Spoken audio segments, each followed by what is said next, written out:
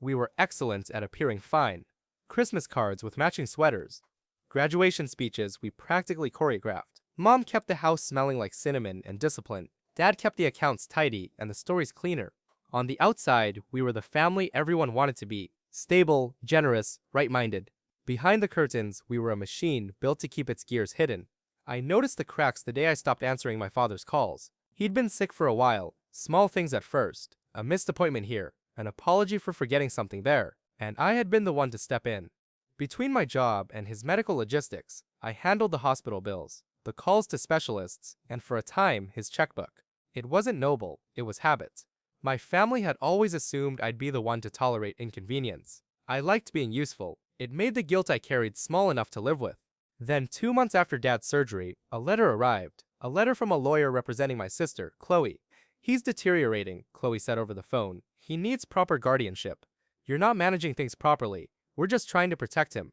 "Protect him from what?" I asked. She didn't answer. There was a hearing. Chloe read a list of missed calls, a few late payments she'd dug up, and a line about safety issues that looked polished enough to be true. My father, foggy and hungry for someone's certainty, signed what she put in front of him with the same trust he had always given us. The court appointed Chloe temporary conservatorship. It should have been a moment for family to rally. Instead, it felt like watching my childhood rearrange without my permission.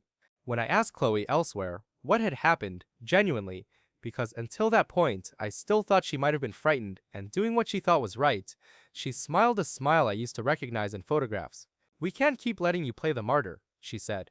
"You've been enabling his decline for years." We argued. I argued for the medical bills I'd paid, for the nights I'd sat up in a chair in the ICU, for the way my name was the one on every form.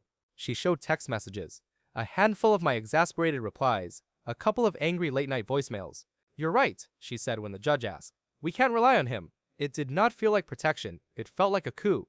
Once she had the power, the ledger changed. Mom's credit cards were transferred to Chloe's name for safety.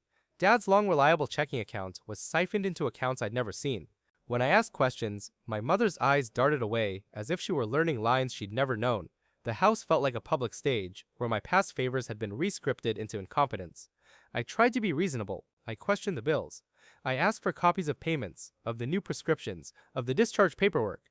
For my trouble, I received an envelope of receipts with dates that didn't match memory, and a terse email reminding me that emotions can cloud judgment. The family group chat I'd created years ago, the one that used to be about who was bringing what to Thanksgiving, turned into a courtroom transcript of passive-aggressive statements. "We have to be practical," my cousin wrote. "Hard decisions." It was the cousin's line that finally pushed me past conversation into action. He, like several others, had been living off favors I'd offered years earlier. Borrowed money, a couch for a few months, a business introduction that had turned into a job. Suddenly, I was the incompetent one. The people who'd benefited from my largesse were the loudest to condemn me, so I stopped giving. Not in a theatrical way. I didn't call anyone to announce it. I simply closed the account that had been my safety net and moved my funds where they couldn't be touched. Legal counsel, a modest trust for my own emergencies, and quietly a payment into an orthopedic surgery I'd been ignoring for years because money was always earmarked for others. The first day I did it felt like chewing glass. The second day felt like learning a language I didn't know I was allowed to speak. I thought cutting off my support would hurt them. It did. Chloe went on a small campaign, painting me as selfish in voicemails to Dad, in emails to the doctor, in breadcrumbs to our extended family. But what surprised me wasn't immediate retribution. It was silence. The house became quieter. The group chat slowed into polite updates I didn't recognize. Gifts dried up. Invitations vanished. The people who had called me when they needed a ladder no longer noticed when a thread dropped. A year later, the truth, or a version of it, came out. Not in some grand confession, but because Chloe, who had been managing the finances, had gotten careless.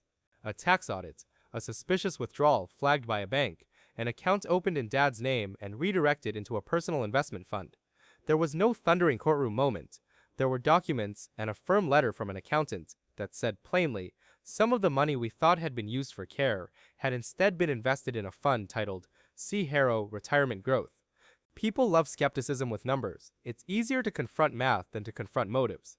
The family investigator's report was a tidy thing, misallocated funds, unauthorized transfers, a pattern that looked like opportunism. Chloe argued her way around it with glossy excuses. She'd been trying to grow Dad's money. She'd been creative. She had receipts that were both incomplete and generous with emotion. I felt vindicated and hollow all at once.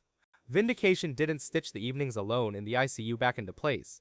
It didn't heal the way my friends, at the time, had to choose between the polished narrative Chloe offered and the stubborn mess of my truth.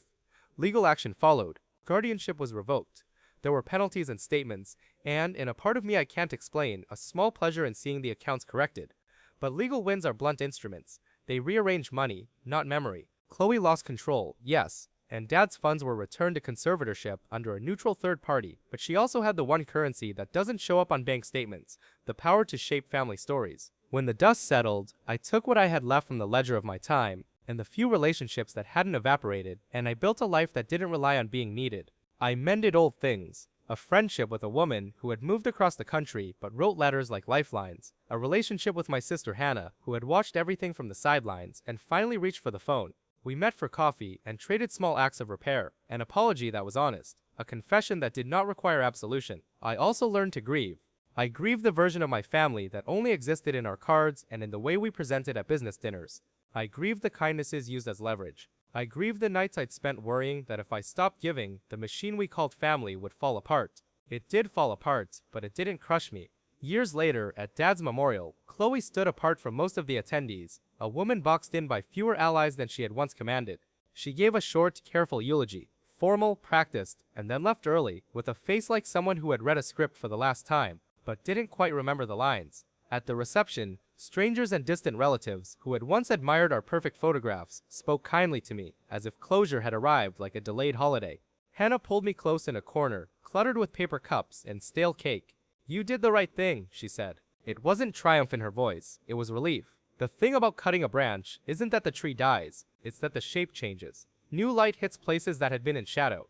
I started to notice small things I'd ignored, how my hands could steady a drill when the sink leaked, how laughter bubbles up easier when you don't measure kindness against what you expect in return. I won't tell you I'm beyond anger. There are nights the old fury rises when I stumble into another family photo with Chloe's smile in it, polished and false. But I can say this, I stopped allowing my identity to live in the space between someone else's selfishness and my own sense of obligation. I am still a giver, but now I choose where to spend myself. The generosity that survives the pain is kinder to me and to others. Family drama didn't end with legal papers or reconciliations. It ended with a quieter, slower thing. The acceptance that some people in your life will always prefer the performance to the person, and that sometimes the bravest act is simply to leave the stage and learn a new role.